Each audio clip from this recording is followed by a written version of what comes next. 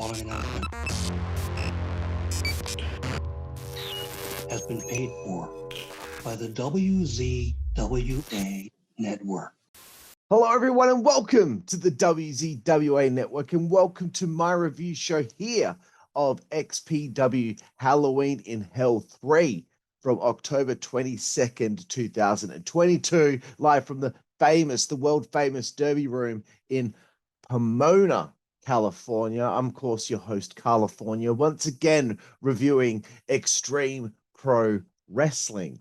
And this was an interesting show, and let's just get into it, shall we? We opened the show, Chris Kloss on fire on commentary to open the show, as per freaking usual. This guy's always got that energy that you need with a commentator. I did like the touch of the Halloween decorations for the entranceway. And then I also laughed hard because Rob Black came out to Vince McMahon's theme song. I thought that was great. It was cool that the audio on the microphone was picked up on the actual feed this time around.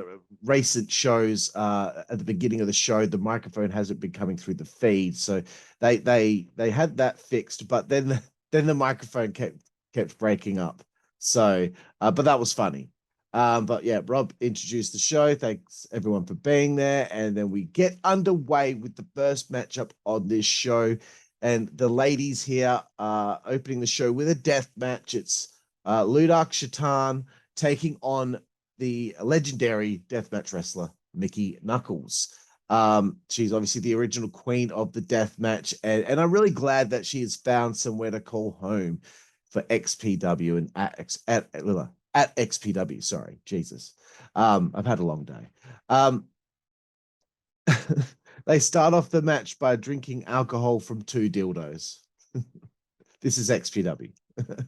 And my apologies, I am quite hungover today, so oh God.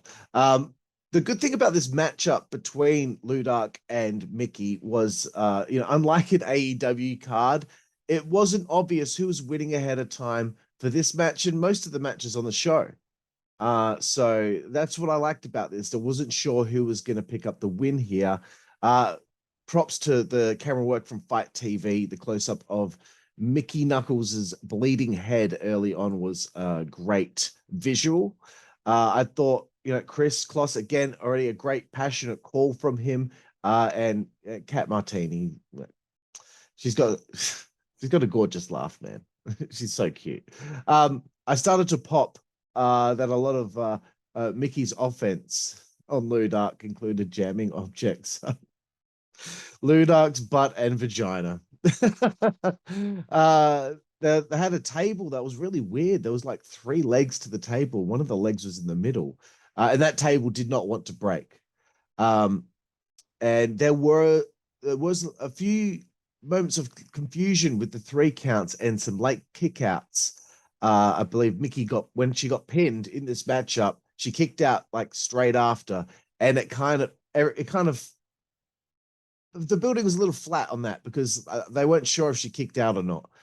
So I don't know, maybe just pay a bit closer attention to that. Not that it's really that big of a deal.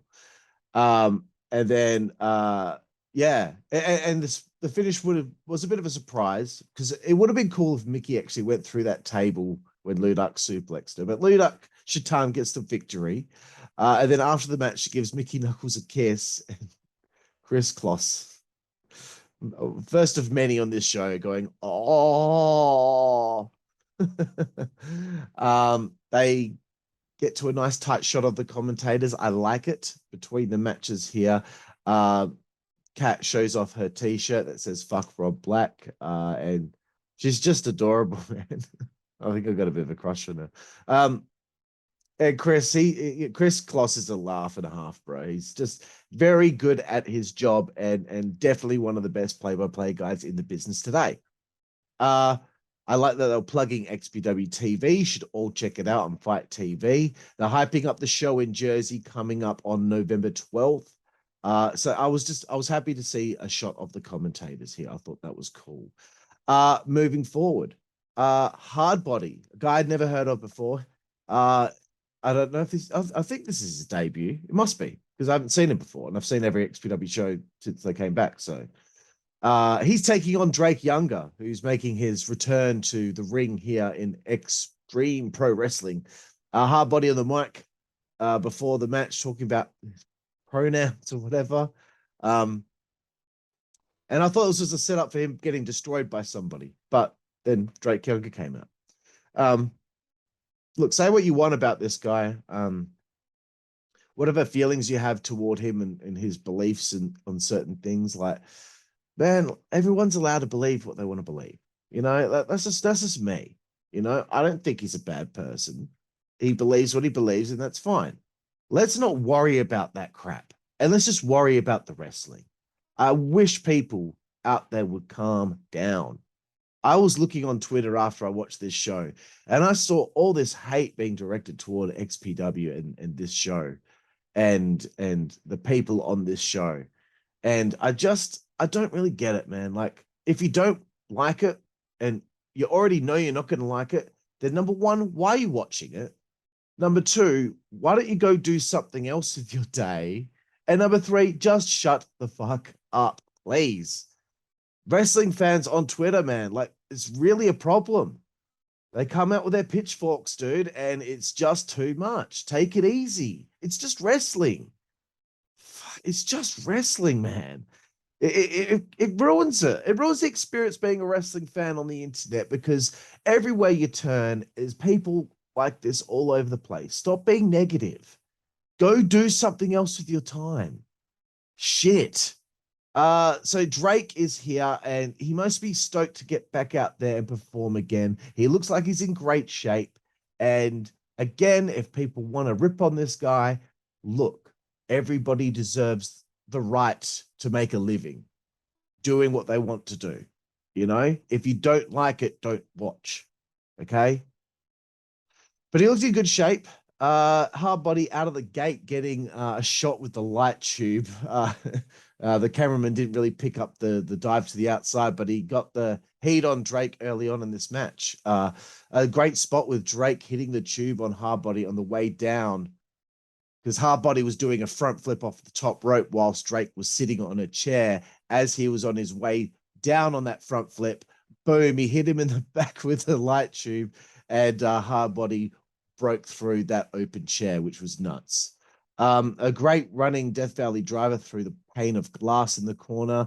Love the instant replay, of course, as well. I've really finding that FITE TV and XPW are doing a good job as of recent with some of this stuff. There was the needle through the cheek of Hardbody, a la a little bit of Thumbtack Jack thrown in there. There was a stunner for a near fall. Hardbody, he was getting a lot of big moves in on Drake, and who ended up getting caught in that barbed wire that was in the ring. And I was surprised that Hardbody seemed to take most of this match. But soon after that, there was a sit-down powerbomb onto this thing with knives. Knives pointed. It's just... Oh, man, it's funny. It was followed by a really cool vertebreaker through some tubes for the win. Great finish. This could be close to being match of the show, I think. But yeah, great little match there between Drake Younger and Hardbody. I liked the effect of Mickey Knuckles heading over to commentary while smoking a cigarette, and having a little bit of a chin wag with Chris Kloss as they clean up the ring, set up the next match. I like it.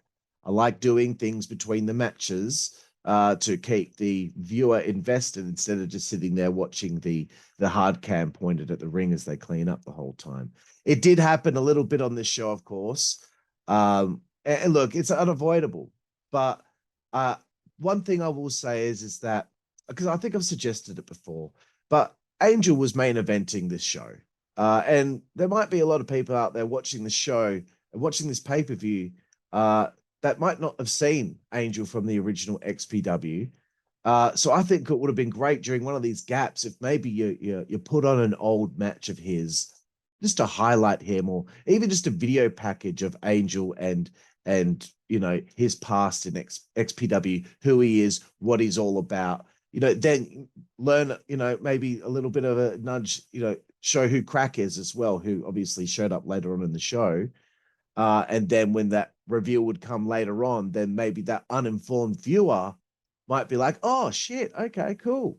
This is just an idea. I just think with the gaps between matches, it really wouldn't hurt showing some XPW TV or some of this old footage that you've got in the bank. That's just for me. Anyway, High Pitch Will came out, and Chris Kloss is such a ham reacting to High Pitch Will's voice. But good stuff. Moving forward, Pagano taking on Dirty Ron McDonald. I have to say, man, Dirty Ron McDonald is entertaining as fuck. And again, I don't care what people have to say or think about him based off whatever the fuck it is that they've read on the internet. He's good at what he does, and I'm glad he's become a staple in XPW. He's got a great voice for this character he performs. It's got... Who can I compare him to? It's just got that gravelly voice. It's kind of like Brian Pillman-ish. A little bit of Eric Young's voice as well. But anyway, I thought this match should be sweet. Mexican wrestling legend taking on Dirty Ron. So I had a feeling Dirty Ron would pick up the win here. Obviously, they're going with him. He's protected right now in XPW. And I thought to myself, man, I'd kill to be at that show. I was just looking in the crowd, and it just looks fun there at the Derby Room. Although a friend of mine on the internet from the hashtag Pro Wrestling chat room on the Ryzen network on IRC chat, so ryzen.net, and then go into the chat room, hashtag Pro Wrestling. My friend said that he thinks the Derby Room is a shithole. I don't know. It looked fun to me. Pagano does a dive to the outside whilst holding on to light tubes, and the tubes just went flying, and I don't think it even touched Dirty Ron. I thought that was funny. These things are going to happen from time to time. It was a great code breaker from the top rope, but also see the ropes were a tad loose maybe, but later on it didn't feel that way.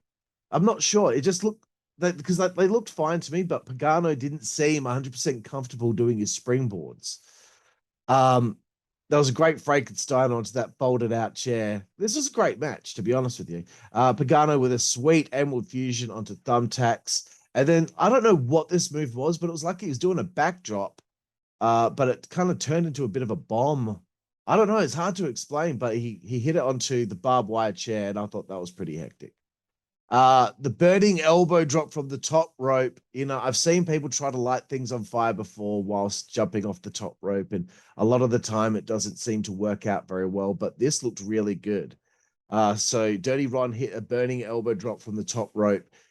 He got the pin, and during the pin, because he took his elbow pad off because it was still on fire, the burning elbow pad was just cooking his leg for like a good 1, 2. That's a long time for a flame to be on the meat of your leg, but it was a great visual.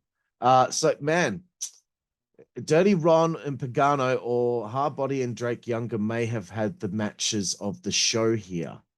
That's just for me, from my point of view. If you disagree, that's okay. Coming up next was a matchup for the inaugural champion of the XPW FITE TV Championship. I guess this is going to replace the old television championship that Chaos used to, kind of made famous there for XPW.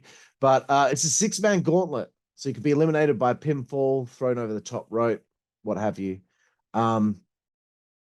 Willie Mack, Judge Joe Dred, Human Tornado, Brawlin Bo Cooper, Biggie Biggs, never heard of him before, and there was a surprise entrant for the last one, and I'll just hold off on mentioning that until we get there. But go through my notes here. It's my first time seeing Judge Joe Dred, so I thought he was fine. Willie Mack, he suits XPW so much, bro. He suits XPW so much. So good to see him getting this spot here. There was a bit of stalling from Joe Dred, which I admit I pressed the arrow on my keyboard to skip forward in the video because the stalling went on a little long there. And I get it. It's probably for a bit of heat and it's setting up the spot for the next combatant coming out, which is Human Tornado, who I've also seen people ripping into on Twitter recently. What did he do wrong? Anyway, Tornado, given the match the pizzazz that it requires as he comes out, you know, doing his fun shtick, I suppose you could call it. Brawlin Bo Cooper, my homeboy, my friend. Brawlin Bo Cooper is next. This is his element, bro. Halloween. He loves that stuff. So, you know, Brawlin Bo, again, he's now been a mainstay there since the first show in LA, I believe. So, yeah, little bit of hijinks and shenanigans in the ring during this period of time. Human Tornado got eliminated by Willie Mack by accident. And Matt Bo is such a solid big bastard. For a big man his size, I think he moves very quick on his feet.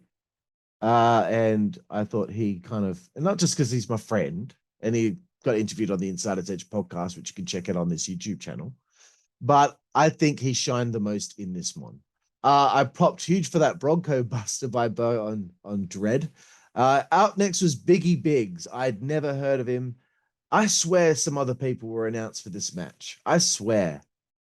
I should have looked beforehand, but I thought Psychosis was in this, but maybe I'm wrong. Maybe he's in the New Jersey show, whatever.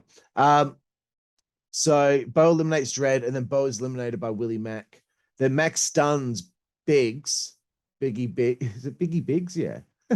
And he popped over the top rope. And who is the last entrant? I'm wondering. And I'm sorry that I'm going to end up being negative about this. What I saw wasn't that bad, but I'm very confused. Kat Martini was the last entrant. You know, she wasn't on commentary for the match, and I was surprised. You know, great theme song though. Good choice there, Kat. Kat gets in the ring, asks Willie Mack to eliminate himself. He does not want to. Actually, no, this match is just elimination of the top rope. My bad. Anyway, so Willie Mack grabs Kat, goes to pile drive her, you know, makes it look like that, you know, her, you know what smells. Oh gosh, and I'm sure it doesn't. I'm sure it's fantastic. Ludark Shaitan attacks Willie Mack as he goes to pile driver Kat Martini. I was like, what is happening? And then what the fuck, man? Kat Martini wins the XPW FITE TV title. And I just wrote, I wonder what will come from this. I'm sure there is a master plan behind this. There's no way we're debuting a brand new championship on essentially a non-wrestler, one of the commentators. One thing's for sure, XPW is unpredictable. you have to give him props for that. But I'm just is it the wrestling loyalist in me you know, that thinks that championship should be held by wrestlers? I don't know, but we'll see where it goes. It could lead somewhere interesting. Let's give it a chance. Moving forward, Necro Butcher with Jasmin St. Clair at ringside. I guess is his manager, taking on Terex. I think I've seen Terex before. I'm pretty sure he's been on a show before. Jasmin comes out. Chris again. Oh. Terex comes out. That's one big motherfucker, bro. That's a big dude.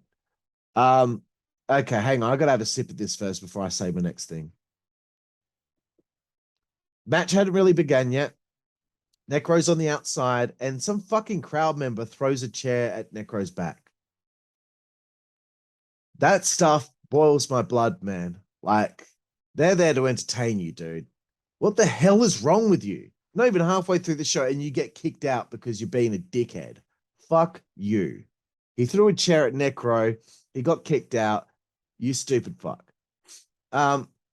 Again, glad Necro has found a place to call home. Again, he has his beliefs. So who cares? Let's just watch him wrestle. Like, and good to see my homie, my home girl, Jasmin St. Clair, involved doing something with purpose. I'm liking it.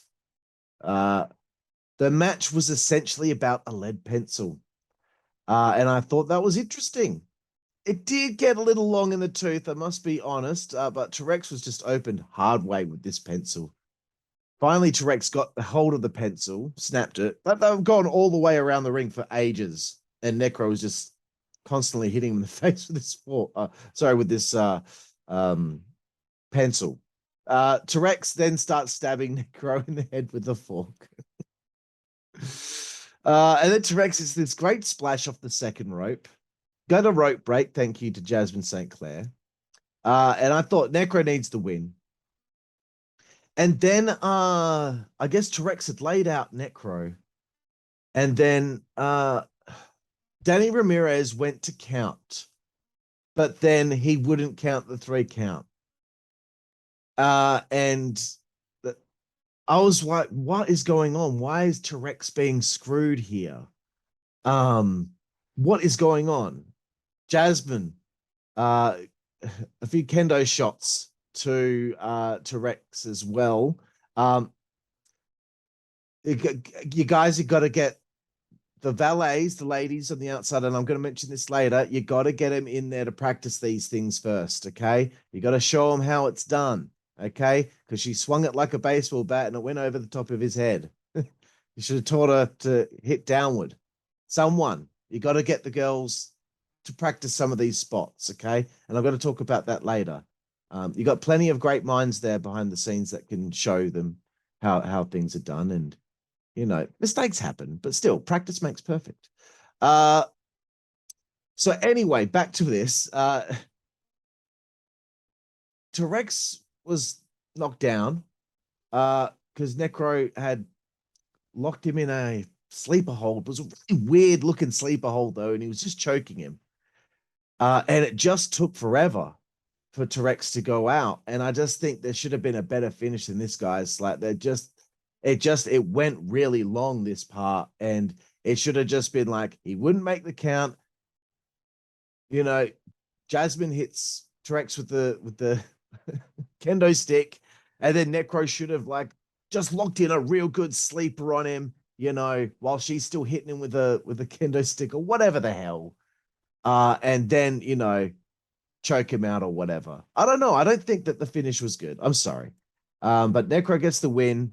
And I guess Danny Ramirez has turned heel and has announced that we are MAGA or whatever, make America great again or whatever it is. I don't know. I don't really pay attention to your politics over there.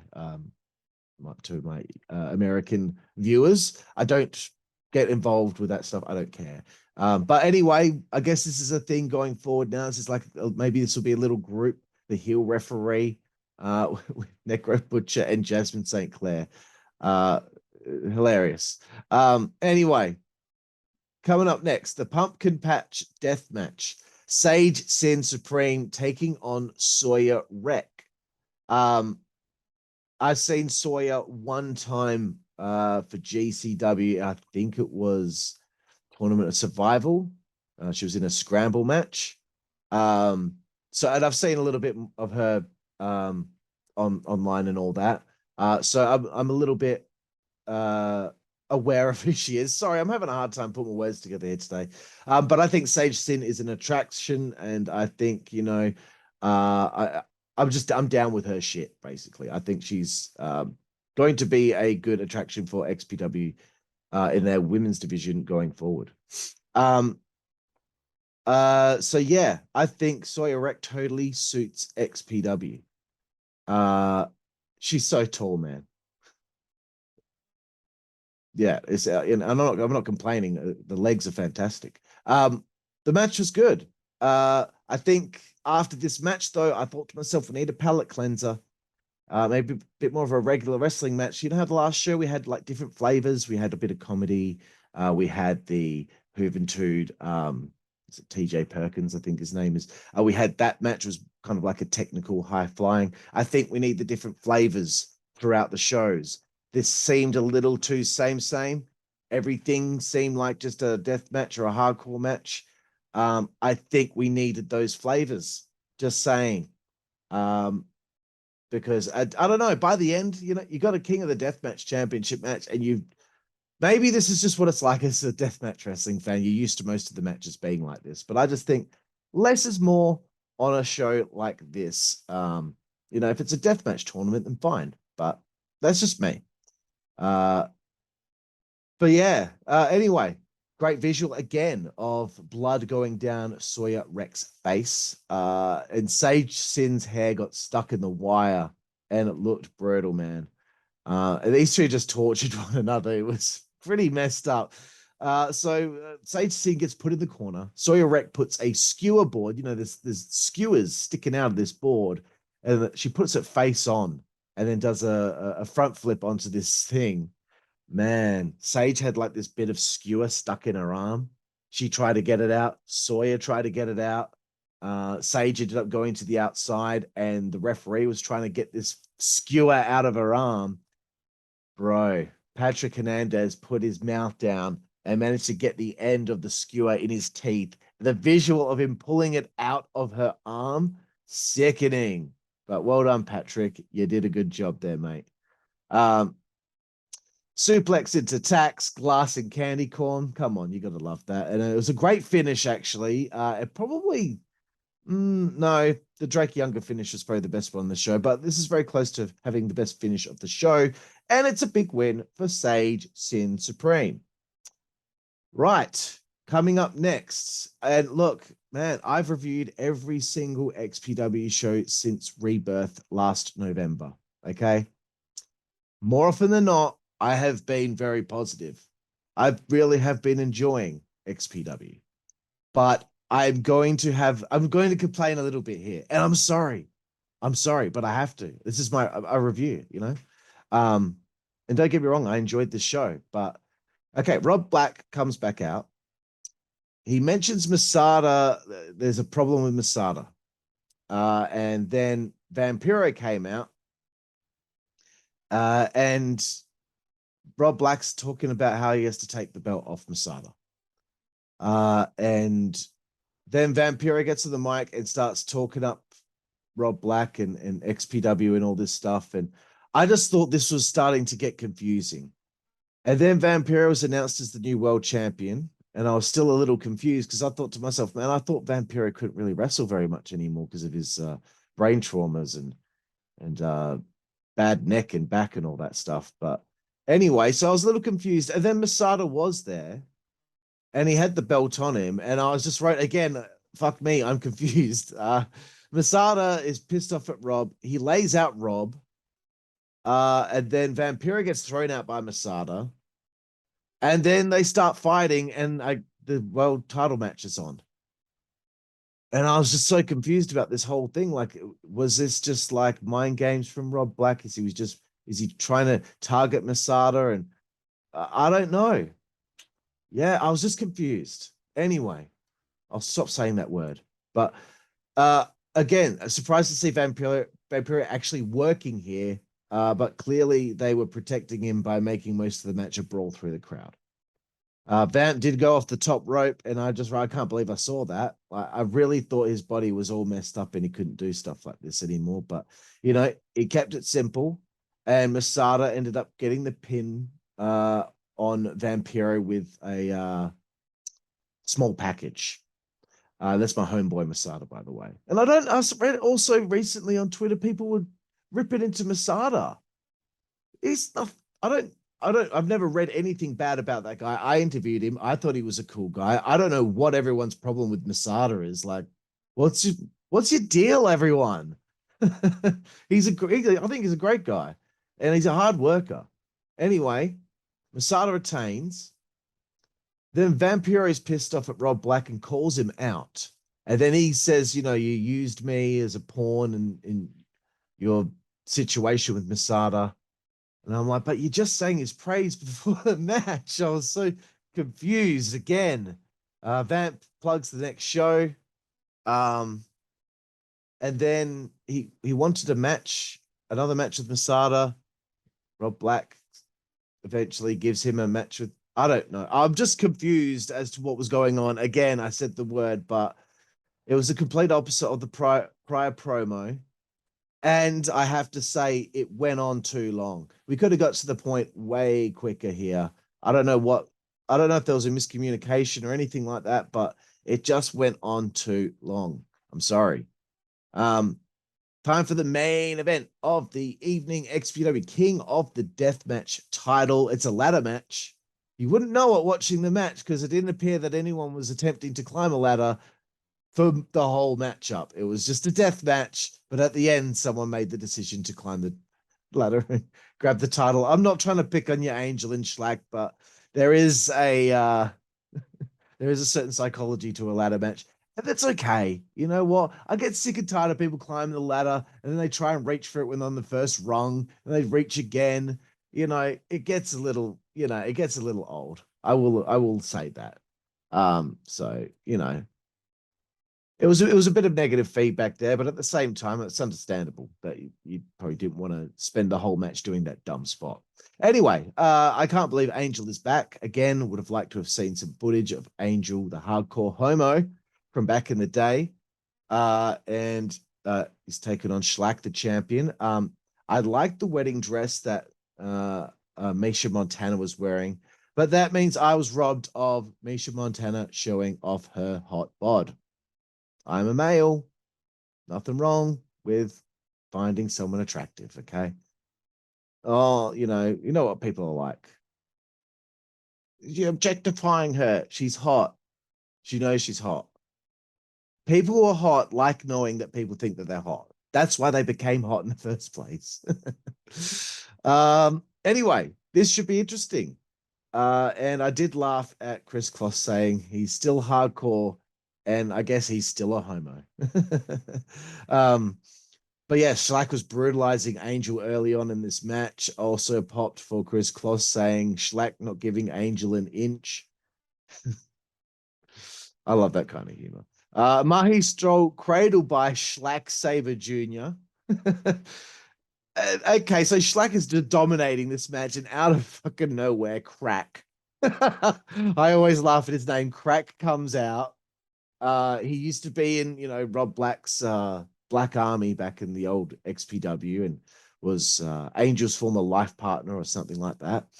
Crack attacks SHLAK, and I thought it was great. A little awkward at points, but it's okay. I can let it slide. And I hope he and Angel stick around and do something, with the company. I don't know if Angel considers himself maybe he'll be back for the long haul or not, but wouldn't be offended by it. Angel was piercing out with blood. And dude, oh my God. If I was annoyed earlier when Necro Butcher had that chair thrown at him, Crack's trying to hold this fucking light tube in front of SHLAK's head so that Angel could go off the ropes or whatever and kick the light tube into his head. Now, that is a serious situation. You got a light tube right near someone's face like this, right? He's trying to hold it, and this fucking dickhead fan behind him, as Angel went to do it, pulled on the fucking light tube. You fucking idiot. I've never been this pissed off watching something and going to do a review on it. But when I fucking saw that, I was like, why is no one kicking that cunt out of the fucking building? What the fuck? Because you moved that light tube when Crack's supposed to be holding in a specific spot, and then it damages SHLAK's eye. Man, fuck you, you fucking asshole. You guys, XPW, look, you do the best you can. You can't help these fans. But man, these people need to be told, don't fucking touch the wrestlers. Don't fucking do shit that affects the match like that. Someone could have seriously got hurt from that situation because that dumb fuck grabbed the fucking light tube. No fucking right. You have no fucking right to touch anything. You have no fucking right to touch the wrestlers. Fuck you. And it happened later on. I saw someone grab Angel as he was walking around the ring going towards SHLAK. What he is doing? Don't touch the fucking wrestlers. Shit. Most of the fans are great, man, but fuck, the last few shows, there have been some fans in that building that have been fucking stupid. Anyway, I'll calm down now. But man, if SHLAK fucking had his eye fucking hurt because of that dumb fuck, that would have been, you know, it would have been an eye injury, you know? He's already had some problems, you know, recently. So anyway, let's just get on with it. Shit, it's just I just can't believe people are so fucking stupid. Anyway, I can't believe I got so worked up over that. Anyway, SHLAK finally popped up and hit a sick double clothesline on Crack and Angel. Veronica Kane made a run in. And then Chris again with the Veronica, props to you. Props to you. You got power bombed onto that chair by SHLAK. I thought that was very cool of you to take a bump like that. And also, you know, if you didn't want to be interviewed on the Insider's Edge, all you had to do was say so. You didn't have to just stop replying, but that's okay. You still read the messages too. I don't know why you didn't just say, sorry, I'm not interested. Doesn't matter. I'm not mad. Crack gets laid out. Okay, another. I'm sorry. Was it Jasmin again? No, someone else. Was it Veronica? Maybe she had a Singapore cane, or Misha Montana had I don't know. There was something going on with the ladies again. Were using weapons, and doing some physical stuff. Again, please get them to practice a little bit, because, you know, they're trying their hardest out there, but you got to get them to practice beforehand, just so they, you know, have a few reps before doing something, just so things don't look messy. You know, that's all. It's not a big deal. But it just felt like there were a lot of botches from weapon related stuff. So I think just a little bit of mindfulness on that in the future. Anyway, I have to be honest. I thought this main event was a little messy. I don't know. Look, I think both the guys are great, but for some reason, I just felt like they didn't click. I felt like there was no chemistry there. I don't know how much the match was laid out beforehand. I don't know. Okay, I'm not in the business. Okay, it's not my right to be talking about whether or not I think that they laid the match out properly. But I just thought the match was a little messy. There was a lot of run-ins. There was a lot going on. Like, I get it. That's, you know, it's not that big of a deal, you know, to have, you know, everything but the kitchen sink kind of style, you know, roller coaster ride toward the finish. But yeah, it just felt like it was just messy. Angel went off the ladder through the table, and SHLAK retained the King of the Deathmatch Championship by climbing the ladder, retrieving the belt. I don't think that this needed to be a ladder match. That's just me. I know maybe it might have made it look a bit different than the other matches on the show, but still, like, this wasn't really a ladder match, because ladders weren't really utilized in the way a ladder match usually is. But I don't care, because, you know what? I don't really like ladder matches anymore. They've been done to death, so, and there's no pun intended with that. But to end the show, Drake Younger comes out, stares SHLAK down, because, pardon me, they are going to be battling for the King of the Deathmatch Championship at their show in New Jersey, Extreme Invasion, on November 12th, I believe. Anyway, there we have it. That's the show. XPW Halloween in Hell 3. Look, I did like a lot of this show, but there were, you know, a couple of things that kind of hurt the show. Some things going a little too long, some finishes not really being laid out very well, I think. And some things just going on for way too long when the point could have been made quicker. And just a couple of little botches, but I'm going to give this show a 7 out of 10. I think most of the shows are given either an 8 or a 9 out of 10. I think I still enjoyed this show. I think I still enjoyed this show more than Rebirth. I think I can't really remember what I gave that show, but this wasn't the worst XPW show since the comeback, but it certainly wasn't the best. I think maybe it was Karlifornia, maybe the show after that. I can't remember the name of it now, but I think those two shows were fantastic, and the last show was great too. But anyway, so yeah, there we have it. 7 out of 10 for XPW Halloween in Hell 3 on October 22nd, 2022. Yeah, there we have it, everybody. I hope you've enjoyed this review. If you're a diehard XPW fan and maybe you're not happy with the fact that I made some negative comments here or there, I'm sorry ahead of time, but this is how I felt as a fan. And, again, this is my favorite company right now, and I hate seeing people on Twitter, saying, oh, can't wait till it, goes out of business again or whatever. It's just like, man, like this company's helping people put food on the table.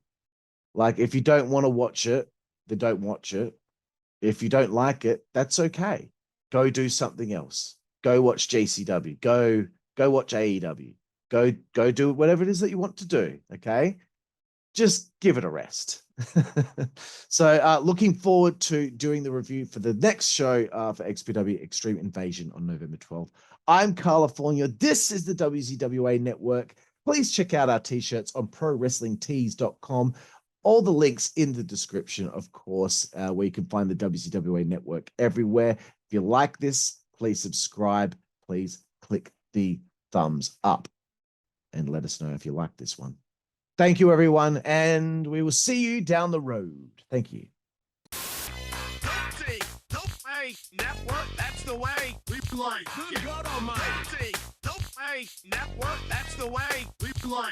Get puppies.